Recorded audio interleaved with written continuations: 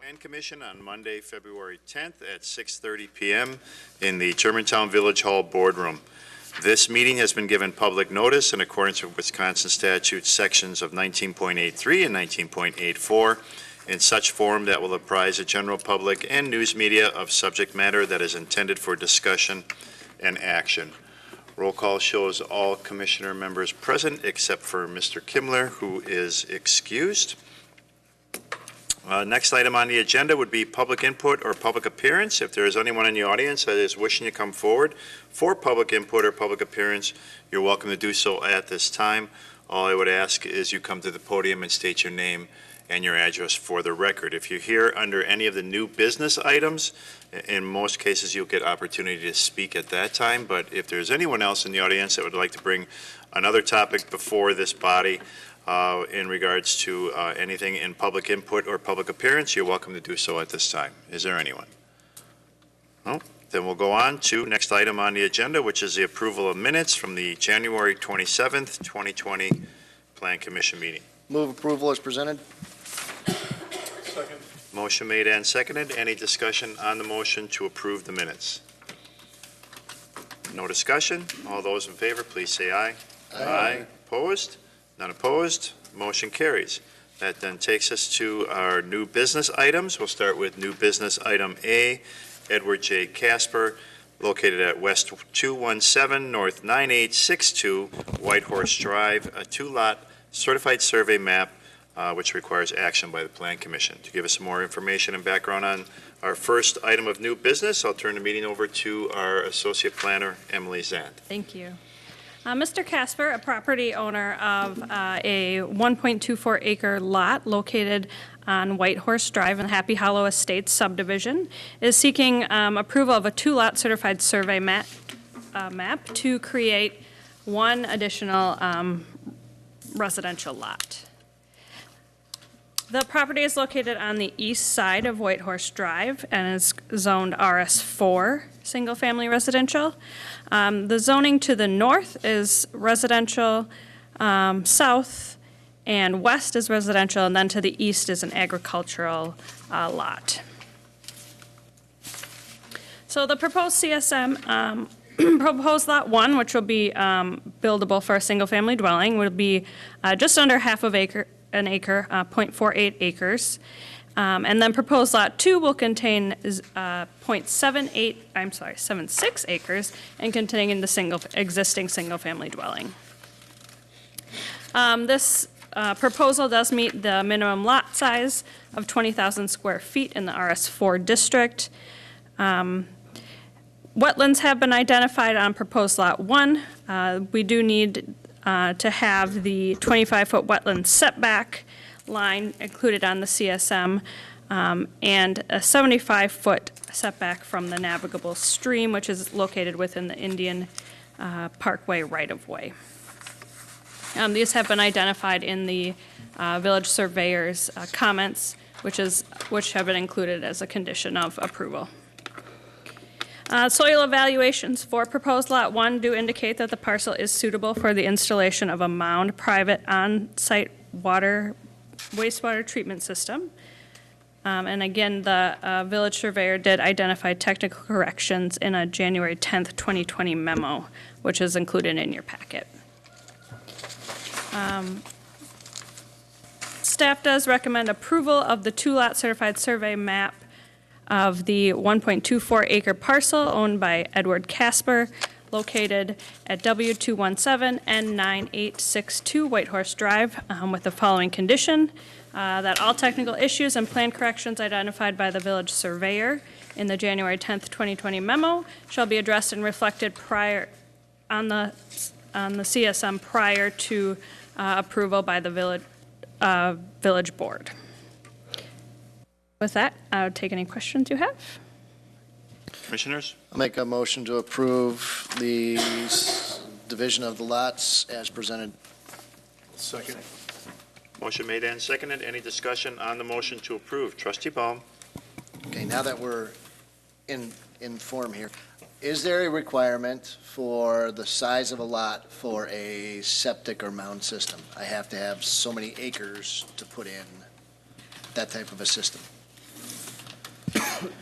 No, not under the village zoning regulations. If the land can support a septic system by virtue of the soil characteristics and the soil area, then it can be developed. And then same question with wells. Too many wells in the same aquifer will drain the aquifer. I've heard that concern numerous times. Any concerns about that? Well, that can be a concern. In this case, there's a setback requirement of 100 feet from a septic system that comes into play. In this case, the existing well on the existing house to the south would have to be 100 feet from the septic system, and it can achieve that if the septic system is located in the southeast corner of the new proposed Lot 1, so that's really not an issue. As far as the density of wells, this particular area in the village in the far southwest corner has a number of existing single-family residences, and I'm not aware of there being any issues with the number of existing wells that serve that particular subdivision or neighborhood. So in this case, one more well hasn't raised any red flags as far as the county or staff. Okay, that's all I have. Further discussion? No further discussion? All those in favor, please say aye. Aye. Opposed? Not opposed? Motion carries. Next item under new business is item B, John and Alan Cooper, located at West 200 North 14144 Rocky Lane in the town of Germantown, extraterritorial plat review, two-lot certified survey map. Give us some more background information on this new business item. I'll turn the meeting over to our Community Development Director, Jeff Retzlaff. Thank you, Mr. Chairman. The Coopers own approximately 31, almost 32 acres on Rocky Lane, located in the town of Germantown, just outside the village. As shown on the screen, the parcel is highlighted in red. The proposal is to divide the property into two lots for development purposes, single-family residential development. The zoning that applies to the property, again, it's in the town, it's town zoning, it's A designation, it's an agricultural district that also allows residential development as a primary or principal use. So what's proposed is consistent with what the town zoning and plan shows for the particular property.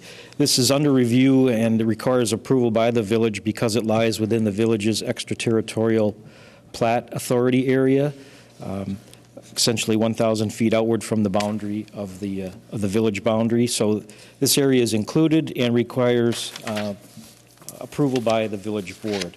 The proposal is to divide the property into two parcels. Lot 1, 15.6 acres, and Lot 2, 16.1 acres. Soil tests that were conducted on the property indicates both proposed lots can support an on-site sanitary system, a mound-type sanitary system. And the staff recommendation is to approve the two-lot certified survey map as proposed. Commissioners? Make a motion to approve the two-lot certified survey map as presented. Second? Motion made and seconded. Discussion. Trustee Baum. Is there any issues with the proposed water system going up in this area that the applicant may want to be notified of, that there's talk of water coming up this way? Anything like that? You mean Water, the sewer. village services and utilities? Yeah. This area is quite a bit further north, outside of the total potential service area that is currently identified on maps. In fact, we'll be discussing that later this evening. This particular property is outside, beyond that particular area. Okay, too far away. All right. Third discussion. Mr. Williams. Jeff, just one question on the map application, on the CSM application. It says purpose of land split is a 4-lot CSM to create 3 residential lots. Is that changed since the? Yes, the original application was for 4 lots, and over the course of about a month or so, the lot count came down. There were plans that had changed, and so it's a 2-lot certified survey. Okay, I failed to mention, the proposal has been tentatively reviewed and approved by the town, and I believe all that's left is village board approval of the CSM. Further discussion? No further discussion? All those in favor, please say aye. Aye. Opposed? None opposed? Motion carries. Next item under new business is item C. Thank you for coming. Stephen and Elizabeth Green, located at North 116, West 16033 Main Street, a zoning permit to construct an attached garage and detached accessory building for discussion and action, which is continued from the 1/13/2020 Plan Commission meeting. Kind of catch us up on this topic. I'll turn the meeting back over to the Community Development Director, Jeff Retzlaff. Thank you, Mr. Chairman. As you indicated, this item is a carryover from our last two Plan Commission meetings. The proposal is to construct an attached garage. On the left graphic on the screen, the small box adjacent to the darker shaded gray near the top is the proposed attached garage. Dimensions have changed slightly since the last time we reviewed this. Originally, it was 24 by 24 with a slight indentation to account for an existing portion of the building. Now it's 24 by 26, so slightly larger. However, the proposal originally had the garage doors facing to the east. Now the garage doors are proposed to face to the south, consistent with some of our discussion and recommendations from staff and the Plan Commission. The proposal for the detached storage building, 20 by 34, and the southerly portion of the property near the railroad right away remains the same. It's again a storage structure proposed for the property. The property is zoned B3, general business. The Greens actually own two lots. You can clearly see on the left graphic, Lot 1 and Lot 2 of CSM 5927. We talked last time about how if the two lots were combined, that helps resolve some of the issues. The Greens, as we discussed originally, were in favor of that idea and have, in fact, proceeded to have a preliminary CSM prepared. That will come before the Plan Commission in March for formal review and action, but the Greens are proposing to combine the two properties. That would, included in that, would eliminate that 10-foot access easement that runs diagonally across Lot 2 on the right for the benefit of Lot 1, so that would eliminate that particular issue. And since we met last, the Greens have prepared a easement agreement for consideration by the neighbors to the east, Kaiser. I understand that agreement has been presented to Kaiser for consideration. However, it was done, I believe, near the end of last week, so I have not heard if there's any positive feedback with regard to that particular easement agreement. I'm sure we'll hear about that as we proceed. Just a quick roll through the graphics. Here's a revised sketch of the proposed attached garage. Here's the proposed attached garage location. The original attached garage was going to be approximately 21 feet from the east property line, the common property line with Kaiser. Now, with the slightly changed dimensions and the relocation of the garage doors, the eastern side of the garage would be 19 feet from the property line. But again, with the garage doors on the south side, that eliminates that issue with regard to cars parking and backing in and out and possibly going across the property line into the Kaiser property. So hopefully that issue has been resolved by the changing of the garage doors. The detached accessory building on the south side, the original proposal is to have it set back 25 feet from the south property line, and it's shown as 4 feet from the east property line. According to the zoning code in the B3 district, that requires to be a minimum of 5 feet from the east property line, so that would need to be moved slightly to the west on the property, not a big issue in that regard. The biggest issue is, as we discussed, back in December, the two properties are zoned B3 general business.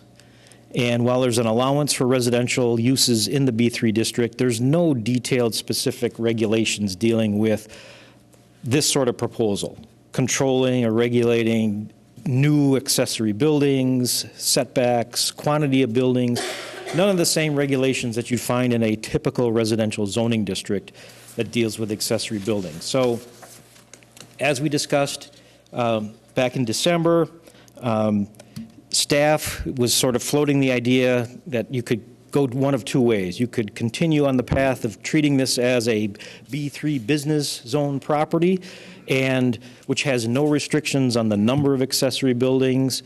The setbacks are 5 feet from the property line on the east, 25 feet from the south in the rear yard. Or you could treat it in a manner equivalent to what it would be if it were a residential zoning district. In this case, if both parcels are combined, the size is such that it would qualify as an RS4 parcel with slightly different setbacks. The biggest problem, however, for the Greens is that if you treat it as an RS4 property, the allowance for accessory buildings is you get one accessory building up to 300 and I think it was 25 square feet max. Well, they already have one detached accessory building on the property. That shaded gray building right there, carriage house as it's referred to, already exists, already consumes or accounts for the one accessory building allowed under the RS4. I believe the way it was left, although no decisions were made because the item was continued, collectively, if I'm not mistaken, the Planning Commission was leaning toward not treating it like a RS4 or RS5 zone parcel, but treat it as it is, a B3 parcel, and just deal with it and regulate it and approve whatever you are inclined to approve under the B3 regulations. So that's where we're at with that particular issue.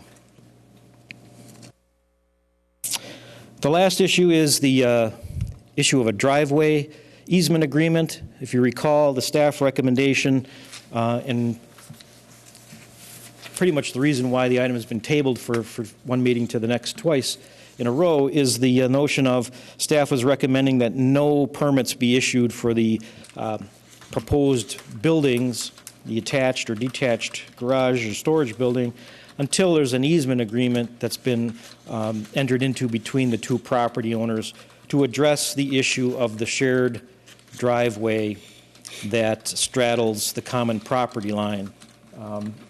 As you can see from the street view, a photo of the properties.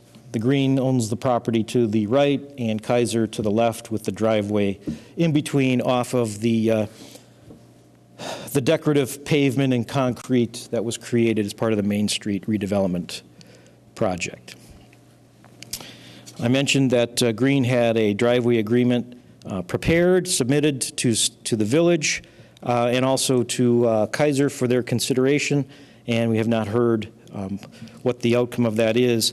However, in reviewing the proposed changes to the proposed attached garage, the combination of the lots, staff is revising its recommendation with regard to this proposal. And more specifically, at this point, the shared driveway easement agreement is optional.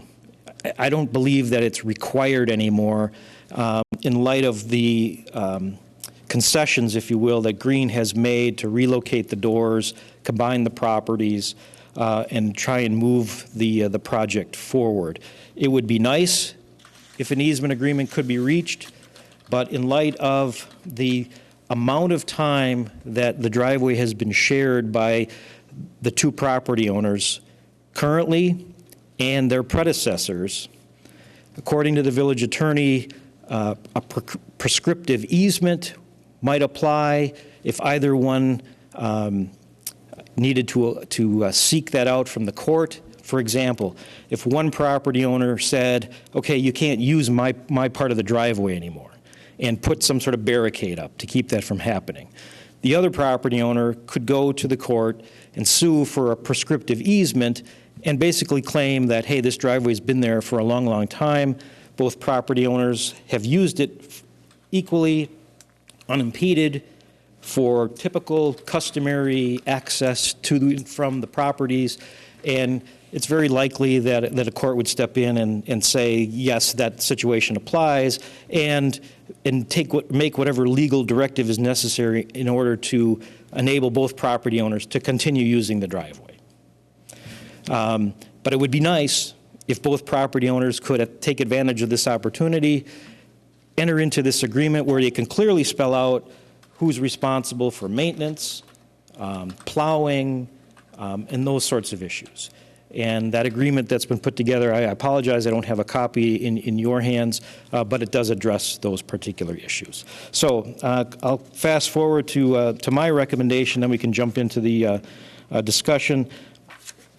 The staff recommendation is to approve a zoning permit for the Greens to allow construction of an attached and detached accessory building, subject to 6 conditions. And if you like, I can read through those. I would prefer it. Okay. Number 1, this permit allows the construction of a 24 by 26 attached garage as generally described and depicted in the application materials and supporting documents, subject to any further requirements and revisions set forth herein or required by the Plan Commission. Condition number 2, I suppose I could put these on the screen since I went through the effort of adding them.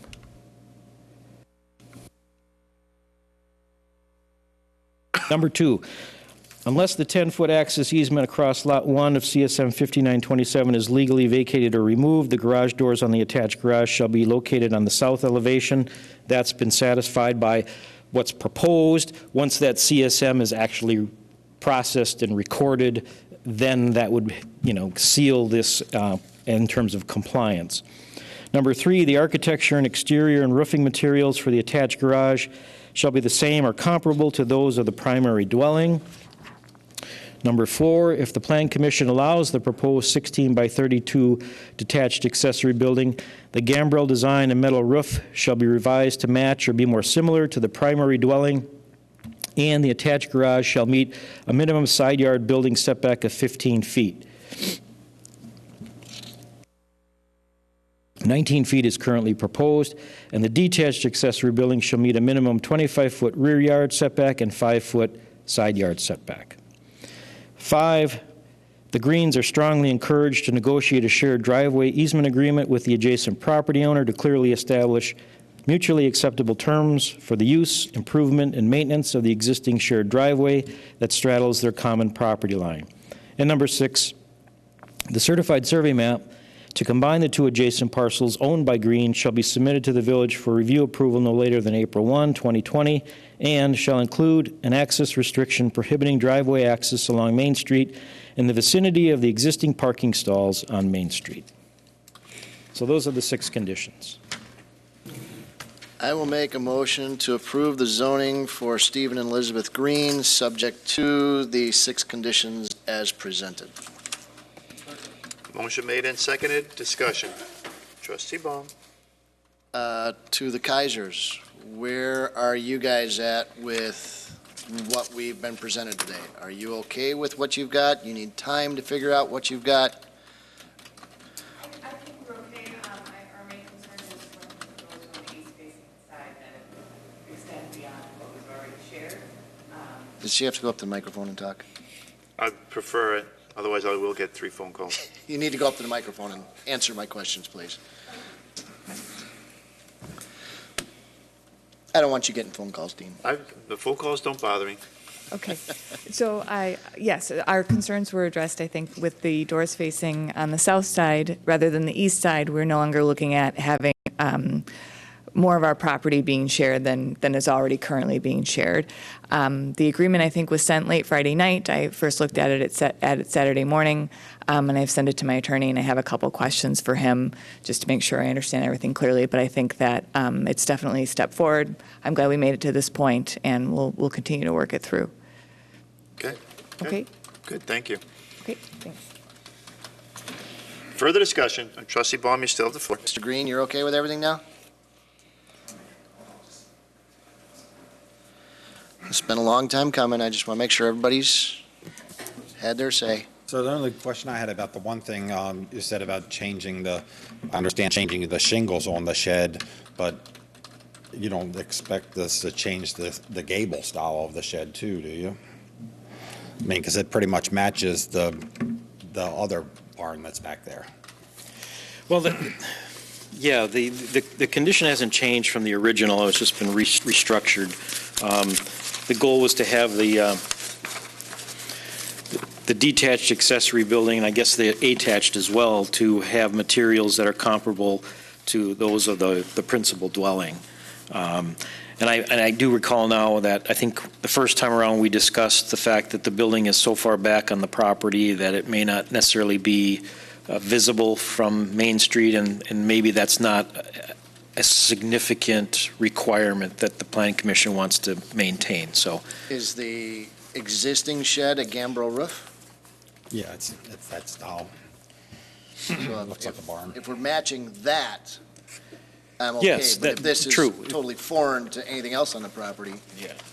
so we Jeff's should, asking him to match more closely the house, and Mr. Green is trying to match The other more of the barn. building that's back there. Yeah, I don't have a good graphic of that. so. yeah, I haven't seen anything. So can we revise that? If the Plan Commission allows the 16 by 32 detached accessory building, the gambrel design and metal roof shall be revised to match or be more similar, and I'm making this a motion, instead of saying match or be more similar to the primary dwelling, that the detached building match or be more similar to the existing detached structure? The current, The existing right. detached that's structure. fine. Yeah. Does that sound reasonable in regards to language, Jeff? Yeah. Okay. Okay. That'd be a motion to amend. Do I have a second? Motion made and seconded. Discussion on the motion to amend. No discussion. All those in favor, please say aye. Aye. Opposed? Not opposed. Back to the motion as amended. Further discussion. Anything else that is concerning? No, we had the survey done, and that took 3 weeks, and then it took the lawyer a week to write up the paper. That's why we just got it to them until Friday, so we figured they'd want their lawyer to look at it for a Okay. week or two, so. So Jeff, we're going to wait until this document is executed, that we have a formal agreement between the two of them, or we approve it now and they go forward and they have more say in this? Well, for reasons I discussed earlier, I don't see a reason to hold up the Greens any further and make the easement agreement a requirement before they could get the zoning permit approval and even pull their building permit. I think item 5 softens that stance from what it was. Yeah, primarily. it says encouraged. I mean, Right, I changed before it the, was a prerequisite. Okay. So that you understand, we may or may not approve it tonight. If we approve it, you have no more say in it, sounds like. So Well, they can they still go, have a say within the agreement between Yeah. the two of them, but he can't go forward with his It makes sense project. They can at this start. point, since we've already paid the lawyer, because Yeah. really, once this has been brought up in front of the council for either one of us to sell our houses in the future, that paper needs to be signed. right. Really, it should have been signed Okay. before we bought the properties, whoever in the past, but now that, I mean, if they go to sell their property and then the new person buys it and says to me, oh, we don't have an agreement, and I could say, well, we offered to have them sign it and they didn't sign it, they could come after them for never signing it. Just want to make sure everybody's clear on where we're at. Further discussion? No further discussion? All those in favor, please say aye. Aye. Opposed? None opposed? Motion carries. Thank you both for spending time with us, coming to every meeting, and for being able to work this through to a solution that works for both of you. So congratulations. Thank you. Thank you. Thank you. That's usually what it takes, just one item that happens in your backyard, and you can ask Mr. Cheshire there, or Terry, he started with an issue in his backyard, and he's been coming to meetings ever since, so he's caught the bug. Have a good evening. Next item under new business is item D, Community Development Department Future Land Uses Discussion, Neighborhoods, District Corridors, as part of the Germantown 2050 comprehensive plan. To lead us in that discussion and where we're going from here, again, I'll turn the meeting over to our Community Development Director, Jeff Retzlaff. Thank you, Dean. What I'd like to do is, what we did last time, is just break up and meet around the table so we can pour over the graphics again. I took the liberty of adding the potential future total sewer service areas to the graphics so we can discuss in a little bit more detail. As far as the last time we met and talked about this on the 27th with the consultant, he had handed out a copy of a chart, the table, and asked if people would take a shot at filling in. I don't know if anyone else has done that. If you have, we can talk about that and share your information. Peter gets an A. He did his homework, turned it in early. Overachiever. I didn't fill it out completely. But, yeah, I'd like to just pick up where we left off conversation-wise and just have a conversation about the concept and some of the potential policy issues that we were talking about last time. Are we still going to be televised? That's a good question. Last time we were not. Correct. Out of convenience for a number of reasons. It's up to you if you want to. They're not going to hear us, They're not going to Take a see us. microphone over. and they're not going to see what we're talking about. Yeah, so it makes more sense from that standpoint to not be frustrating to those that are watching because they won't be able to see or hear. But it's not in regards to trying to keep anything secret or below the radar. It's all a matter of logistics of microphone and camera. Right. Yeah, and we're not making any decisions this evening. We're simply discussing. trying to talk about the process and more specifically start identifying some things that we probably want to put on the front burner when we talk again with the consultant in a couple of weeks. We're going to have a special meeting at the end of February if everybody can make it and start talking again with the consultant about some of these and other new concepts as part of the 2050 plan. Right, so then we'll have the people in the back room, they can shut down after this. Before we go all the way into item D, Sure. does anyone have any announcements? No announcements? Then we are going to have another meeting then, scheduled meeting on the 24th? Yes. Okay, so then the next Plan Commission meeting will be on Monday, February 24th at 6:30 PM here in the Village Hall Boardroom. So from there, we're not really adjourning. I mean, it's still an open meeting. People can still come here if they like to. The doors will be open, but we will no longer be televised. Yeah, if you want to So just take a everybody 5-minute understands. recess and we'll Okay, then we'll meet do back a around the table. couple-minute recess here to get resituated, and we'll go from there. So, thank you. Thank you all for coming tonight, and thank you all for watching.